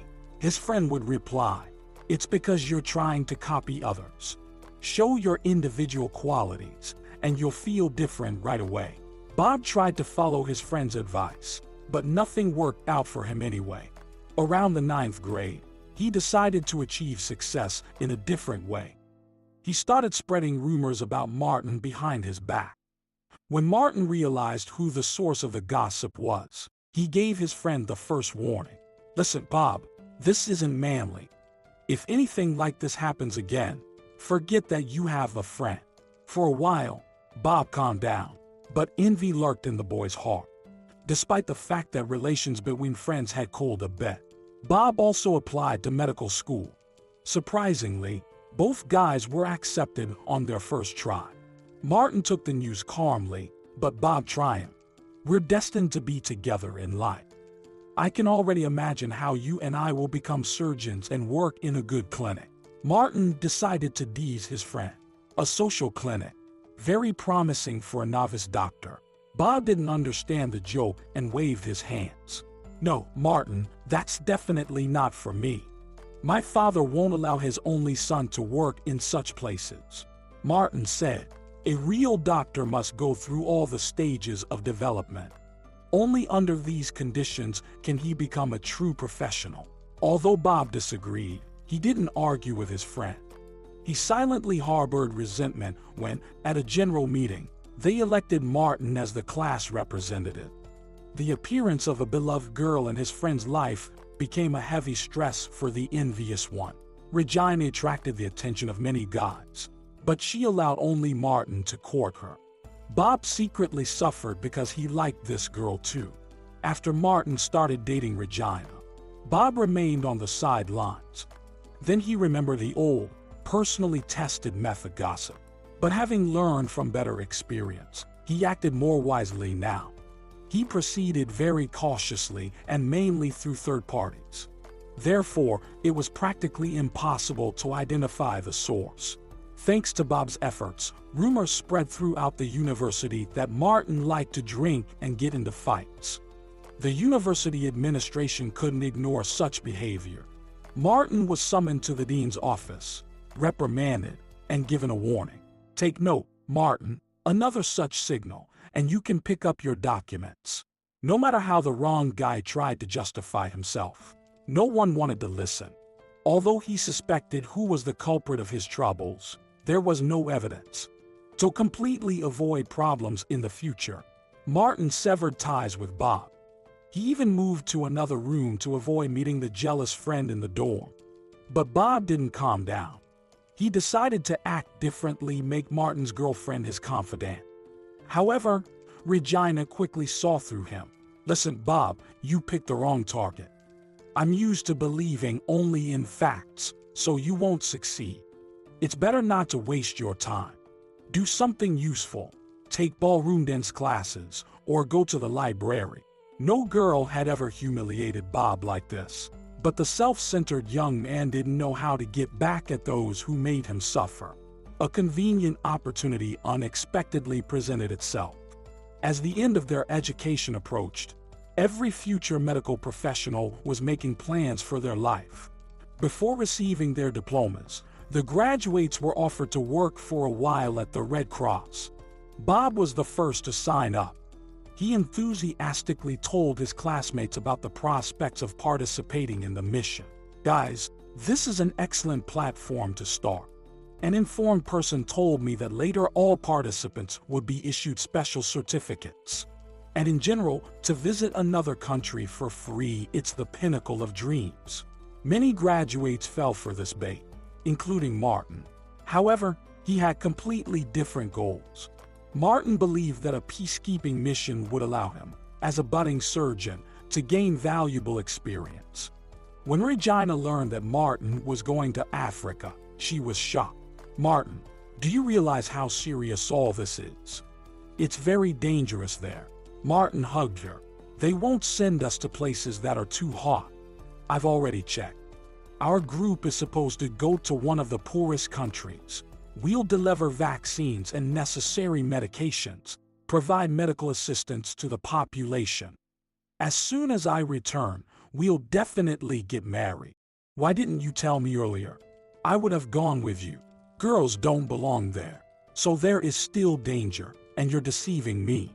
Regina, you know that danger lurks everywhere. Even crossing the street is scary because not all participants in traffic follow the rules." In their group, there were 17 people, and Bob was appointed as the leader. It was Bob's shining moment. He gave orders to everyone, which elicited laughter and inappropriate jokes.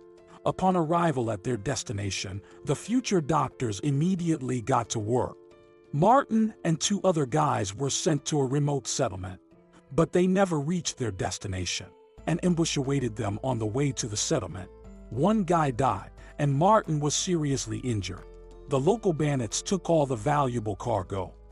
They also tied up the 3rd guy and took him with them. From bits and pieces of their conversations, Martin understood that the bandits planned to ransom the captive.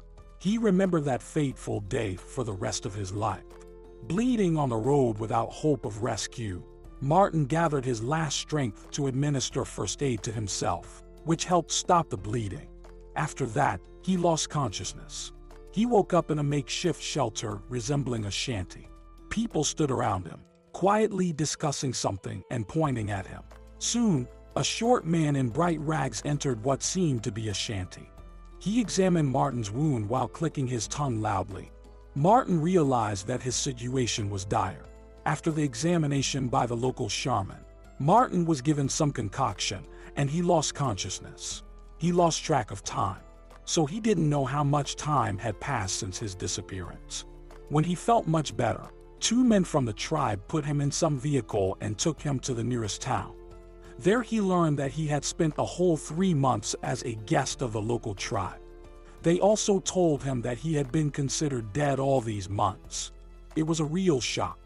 Martin was afraid even to imagine the upcoming meeting with his fiancée. But everything turned out to be surprisingly simple. Regina didn't faint, but merely turned pale. What happened next was even more surprising. His fiancée didn't express joy. Instead, she began to reproach him for not finding a way to let her know he was alive. "I believed in you, and you turned out to be like this." She didn't get a chance to reveal his true identity because, in the final scene, Bob made his appearance. Martin widened his eyes. "What are you doing here?" Bob gave him a friendly pat on the shoulder. "I'm glad you're alive. Honestly, very glad. But forgive me, buddy. A lot has changed while you were traveling through Africa. Last week, Regina and I got married. It was a magnificent wedding. Too bad you couldn't join the celebration." Martin couldn't recall how he made it to the apartment they had shared with Regina before the upcoming wedding. His thoughts were a jumble, and at that moment, All he wanted was to drink himself into oblivion. The only person willing to lend him a supportive shoulder turned out to be Andrew Tomas. Hang in there, Martin. You're a man and should be ready for any challenges. The next day, Martin left the city where his first love and shattered hopes for happiness remained. Linda looked attentively at the man who was telling her such unbelievable things. I gave this pendant to your mom after our first serious meeting. I just don't understand one thing. Why didn't she tell me? Linda shook her head. And why are you so sure that I'm not Bob's daughter? Martin found the strength to laugh. Let me show you a photo, and you'll understand for yourself. He placed Timothy on the floor, who had already sat on his lap, and opened the cupboard. After searching for a while, he handed her the photo. Timothy looked at the photo and smiled, pointing with his finger. That's me. Mom, when did we take this photo? I don't remember wearing that jacket. Linda was afraid to believe. Tears welled up in her eyes. So, we're not alone in this world. We have someone else. Martin smiled. Not just someone, but a real father and grandfather. By the way, a quite successful surgeon at your hospital. Linda looked at him perplexedly. And what should we do now? Martin glanced at the clock. Well, I'm off to work. I'm sorry to leave you like this, but we'll have plenty of time to talk. I'll take a day off later, and we'll definitely take care of restoring documents and investigating the fire. You have everything at your disposal here. Don't get bored. I'll try to free up on time. He walked toward the door, then stopped and smiled. I have a very strange feeling right now. Essentially, I was all alone in this world, and now I have a family. It's so unusual, so strange, but very joyful. Martin left, and Linda spun around the house, holding Timothy in her arms. Timothy, I have a dad, and you have a grandpa. Do you understand? He never abandoned anyone. Linda frowned. She already knew that a car had hit Bob's new wife, and her ex-father was now taking care of the new woman. Well, the voice made Linda smirk. Her mom had never lied to her. By some twist of fate, the head of the local police department was admitted to him during the day, suffering from a simple appendicitis, constantly wiping sweat from his forehead. Martin asked, "Why are you so nervous? I think you face criminals more than once." The man replied, "Martin, I know what to expect from a criminal. I can anticipate how things will unfold. But here, I'll be asleep, if I understand correctly, and won't be able to influence the course of events in any way." Martin looked at him with interest. It's a very interesting perspective, but can't you trust those around you to some extent? You can. That's what they taught me there. Martin immediately understood what this man was talking about. Well, if it brings you more trust, I've been there too. True, not for long. Our convoy with medicine got ambushed. One doctor died, and I was seriously wounded. That's why the bandits decided I was dead. But they took another young doctor with them. I never managed to find out anything about him. They just told me not to interfere where I wasn't needed. Police Chief Leo Peterson extended his hand. Leo Peterson. Now I feel much better. I trust you. The operation went quickly and without complications. 2 hours later, Leo Peterson woke up in the ward. Consciousness was still hazy, but he could hear someone talking nearby. "Charlie, the jokes are over. Sam saved you this time. The next might not be so lucky. Now Leo Peterson is lying in the room next to you. As soon as he feels better, I'll ask him to send you for treatment." Amanda, why are you saying such things? I'm not an alcoholic. I'm a free man. In that instant, a slap was heard, followed by a male voice saying, "Ouch. I'm serious, Charlie." Amanda continued. Leo Peterson chuckled to himself. "Can you believe it? I managed to scare grown men. When breathing became easier, and he could even get out of bed, Leo Peterson called his old friend. When breathing became easier, and he could even get out of bed, Leo Peterson called his old friend. Dylan, I have something. Remember that expedition with medicines that got ambushed? The man from that expedition operated on me yesterday. I understand that the case has long been closed, but I remember you saying you wanted to know more about it. The police chief listened for about 5 minutes, then nodded. Agreed. Call me so I can pick you up. At first, Martin wanted to go home, but then he realized that returning to his grandson and daughter empty-handed was not an option. It all felt so unusual. Grandson, daughter. Even his brain seemed to cautiously pronounce these words, as if fearing it might all turn out to be untrue. He headed to the largest shopping center in town. Martin quietly opened the door at home. Maybe Timothy is sleeping. But no, Timothy not only wasn't asleep, he was waiting for him, rushing towards him. Martin dropped all the bags on the floor and picked up his grandson, who trustingly nestled against him. Linda glanced at the purchases. Oh, did you rob a store? I understand that calling me Dad might be difficult for you right away, but I hope that moment will come someday. Linda nodded awkwardly. I'll try. Martin placed Timothy on the floor and said, let's unpack the shopping.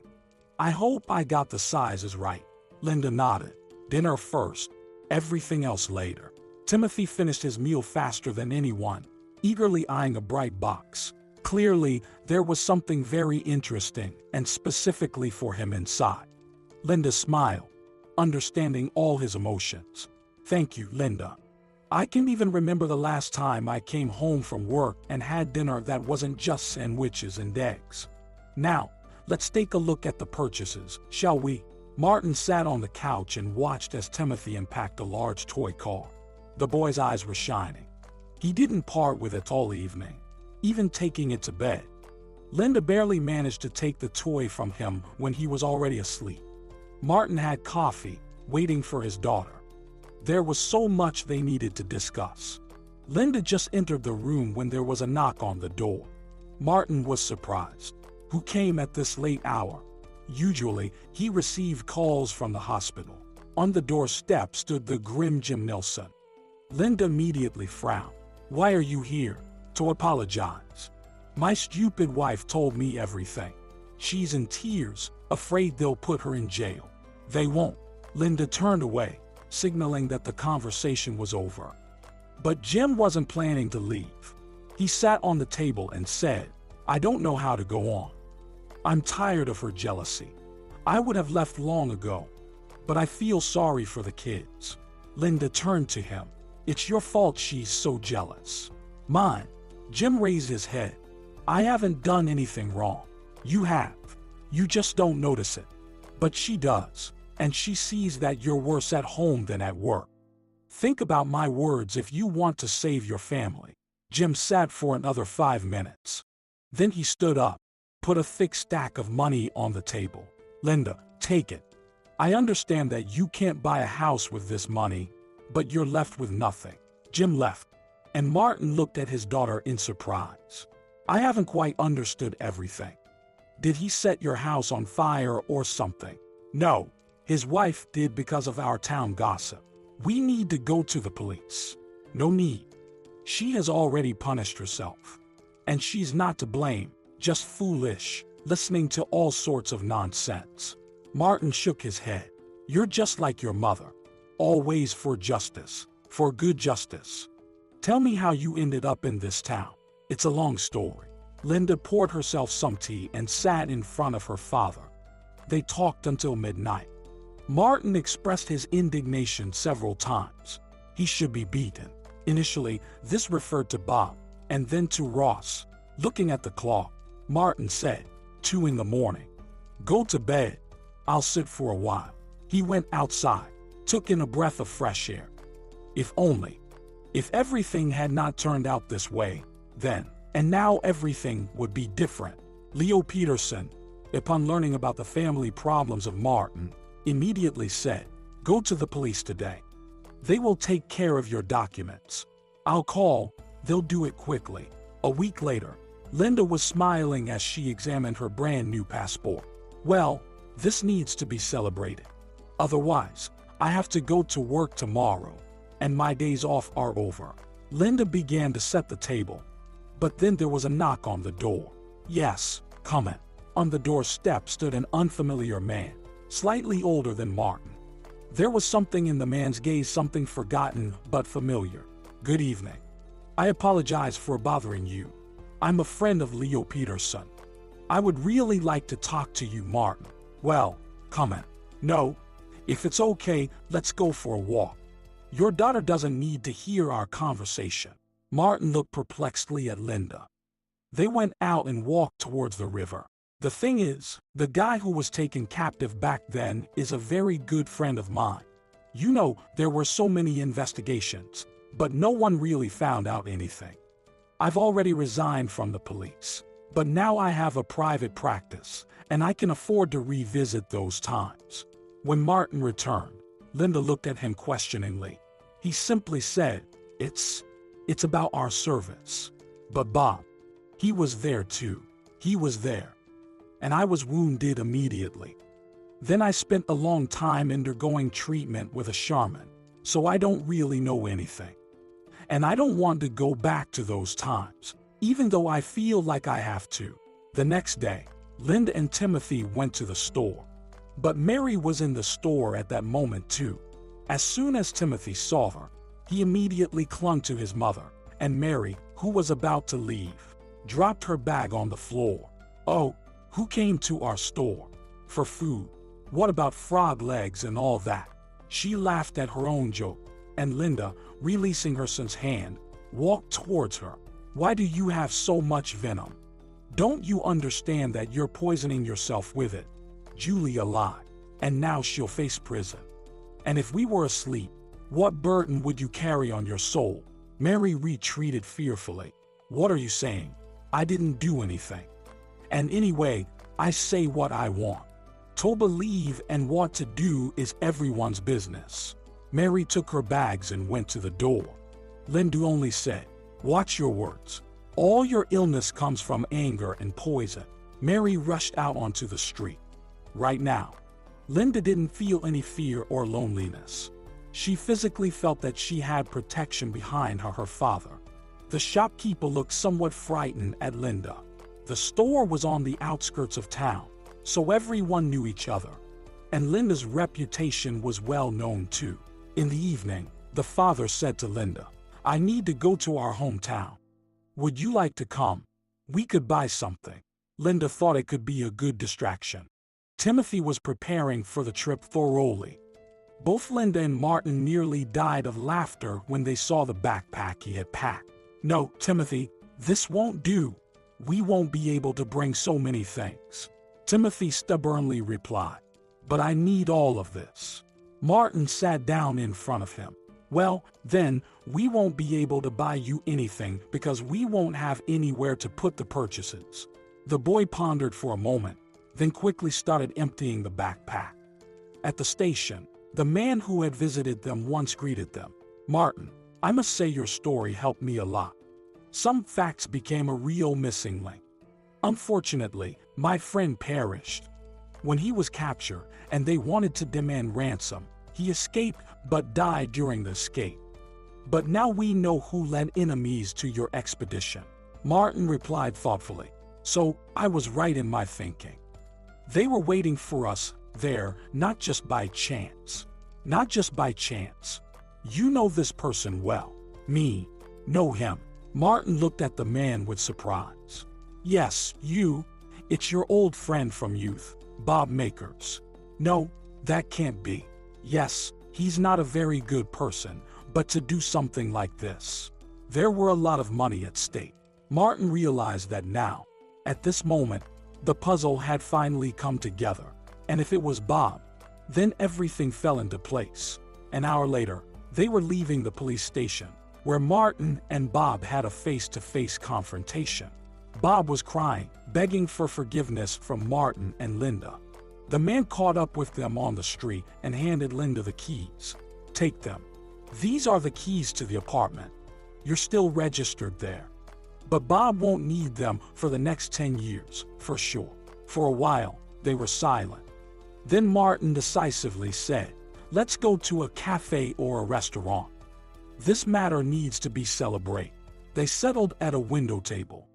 Linda smiled because Timothy bombarded them with 1,000 questions. Why is this place like a fairy tale? Linda, the young woman flinched, lifted her eyes, and saw Ross. Timothy immediately sensed his mother's tension, clung to her, and froze, staring at the unfamiliar man. Ross examined his ex-wife with surprise. Well, of course, she was his former wife, but once she was so beloved. It was strange. Did she really trade him for this man? He was like a father to her. And this child, judging by his age, she got pregnant as soon as she escaped from him. Ross was still grateful to his mother for opening his eyes. Drew, he still hadn't remarried, despite all his mother's efforts. Hello, Ross. She wanted to hide to avoid seeing the face of a traitor. She didn't understand what she felt for this man right now. But she clearly understood that she didn't want to see him. How are you, Linda? Ross looked mockingly at Martin. Probably, you're happy. I am happy, Ross. I hope you're not suffering in your cheerful life either. What a hypocrite you are. And I believe that you love me. Linda raised her eyebrows in surprise, then stood up. Are you calling me a hypocrite? Me, you left to have fun. You couldn't even tell me yourself that I bored you, asked your mother to kick me out.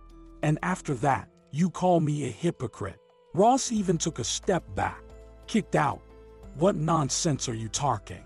You just decided to justify yourself. Linda turned away and sat back down. Ross wanted to say something else, but Martin stood in front of him. Young man, could you please leave us? My daughter doesn't want to talk to you, and my grandson is afraid of you. Ross threw a final glance at Linda and quickly walked toward the exit. Right now, all he wanted was to reach his mother and ask her a few questions. Linda remained silent for a long time. Then she lifted her eyes to Martin, and he asked, I understand that this is Timothy's father. Yes, Dad. I've seen his face somewhere. I can remember. He's a biochemist. Not bad. Maybe even achieved something. Martin slapped his forehead. Exactly. I read his article. I thought he was very knowledgeable. Meanwhile, Ross hurried to his mother. After Linda left him, he returned and moved out from his mom's place. True, she was vehemently against it, but he cared little. Let her bother him with trivia, but living together with her was simply unbearable. Mom, Crystal came out of the room. Ross, why are you yelling? Mom, we need to talk. What do we need to talk about? What important thing could have happened that you deigned to visit your mother? I saw Linda. The woman flinched, then said indifferently, I'm glad. What does it have to do with me? Mom, tell me how Linda left me and with whom did she go? Crystal shrugged. God, I have nothing else to do but keep such nonsense in my head. Are you going to have lunch? Ross stood in front of his mother. Mom, the jokes are over. I saw Linda. I saw her son, who could well be mine in terms of age. She has no wedding ring. She doesn't look like a woman who's fooling around. So, it seems to me that you have something to tell me. She looked at her son. She had never seen him in such a state. Martin and his family returned home in the evening. The day was so eventful that Timothy had long since fallen asleep in his grandpa's arms. Linda, go to bed. I'll lie down now too, as I have a shift tomorrow. Yes, Dad, you go. I'll take care of everything here myself. Linda looked at the pile of purchases. Today, Timothy thoroughly spent his grandpa's budget. By the way, he didn't ask for anything. He just looked at something with huge eyes, and Grandpa rushed to buy it. It was time to return to daycare, to work. A soft knock came at the window. Linda peeked out and saw Julia, the one who set her house on fire. She sighed, threw on a sweater, and went outside. Julia immediately knelt at her feet. Linda, forgive me. I don't know how all this happened, as if someone pushed me by the hand. I made a mistake, and now I don't know how to live. It's shameful to look at Jane. It's shameful in front of the kids. Calm down. Don't get nervous. No one died, and that's already good. Julia sat on the doorstep. How to live? How to live now? Linda sat down next to her. Live normally. Forget everything that happened and start over. But how to start? Jim won't forgive me. And you won't either. I forgave you a long time ago. I'm even grateful. If it weren't for you, I wouldn't have found my father. Julia looked at her in amazement. Your father is the new surgeon. Yes. Linda understood perfectly well that tomorrow the whole town would know about it. But she decided it would happen sooner or later, so let it be sooner to minimize gossip. Julia, Linda turned around, and Jim was standing not far away. Julia stood up. Jim, what are you doing here? And you? I came to ask for forgiveness. Jim's voice softened a bit, and he approached, sitting on the porch. I bought us a trip to the sea. We're leaving in 3 days. The whole family. Julia froze, and Linda smiled. She had underestimated Jim. He had heard her. Jim, to the sea? All together. They walked away, holding hands tightly, while Linda sat for a long time, looking at the sky and smiling. In 3 days, the town was shaken by news. Charlie, an alcoholic and a failed aspiring artist, had asked his wife to bring him the art supplies he had at home while he had nothing else to do in the hospital. He spent all those days painting. When the painting was finished, one of the patients saw it and immediately suggested that Charlie paint another one for an upcoming exhibition. Charlie told everyone that he no longer drank because great things awaited him. Martin, you have a visitor, the nurse announced. A visitor, not a patient. No, he doesn't look like a patient at all. Well, let him in. Ross entered the office.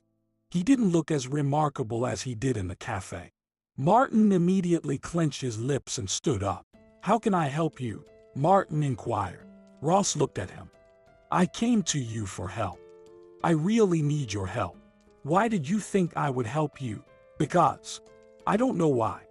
Perhaps because, for some reason, you also once separated from Linda's mother. Have a seat, since you're here. I'm listening. Ross struggled to begin, but eventually he started talking. He spoke without any emotion, just laying out the facts he learned from his mother. At the end of the story, Martin understood that he was facing another victim of deception, just as he once had become. Ross, even if I agree to help you, there's no guarantee that Linda will forgive you. You understand, she ended up on the streets, without money, without a home, pregnant. Ross looked up at Martin. So, am I right? Is Timothy my son? Yours, of course. Help me with just one thing. I need Linda to hear me out. Linda was humming and cleaning the windows. The door slammed. She turned around, and there was her father, with Ross standing behind him. What the hell? What is he doing here? Martin raised his hand. Linda, we haven't known each other for long, but you know I don't wish you harm. I'm just asking you to listen to Ross. Later, after you've listened, you can send him away. Maybe even give him a beating. Do you think he can tell something interesting? Another unbelievable story? Or is it Mom more inclined to stories? Ross remained silent. Then Linda looked at the clock. You have exactly 10 minutes, and only because Dad asked.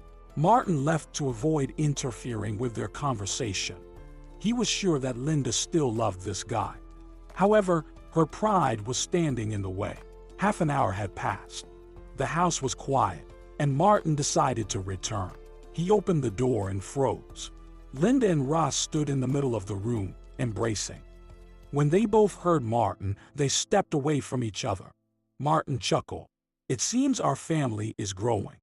Linda smiled shyly. Dad, I was such a fool, it turns out. Ross stubbornly shook his head. No, the biggest fool in this situation is me. Martin didn't have a chance to reply because his phone rang. It was Andrew Tomas. Martin, how are you doing? Good. Why such a mysterious tone? Pack your bags. Greg Pitt has been shamefully expelled from the hospital. Your rightful place is waiting for you. Martin exhaled. That's news. But, no bets. You're an excellent surgeon, and a small-town hospital is too little for your caliber. Martin hung up, turned to Linda with a puzzled look. I'm called back to my hospital, in the city. Linda smiled and hugged him. Dad, that's great. Your place is in a real hospital, especially since we've also decided to go back. Martin raised an eyebrow. Really? Perhaps you two need to get married. Ross and Linda laughed. Dad, we never divorced. Minnie came to see off the surgeon, the healer, and Ross with Timothy. Even Mary came. Although she stayed away from everyone, standing on the sidelines. Martin's colleagues threw him a farewell party, and today he even had a slight headache. Linda saw Julia approaching her, sun-kissed and beautiful. Linda, may I hug you? I never knew I had such an attentive and loving husband. Thank you. A car stopped at the gate. No one came out for a long time, and Ross stared at it anxiously. Finally, the door opened, and Crystal stepped out.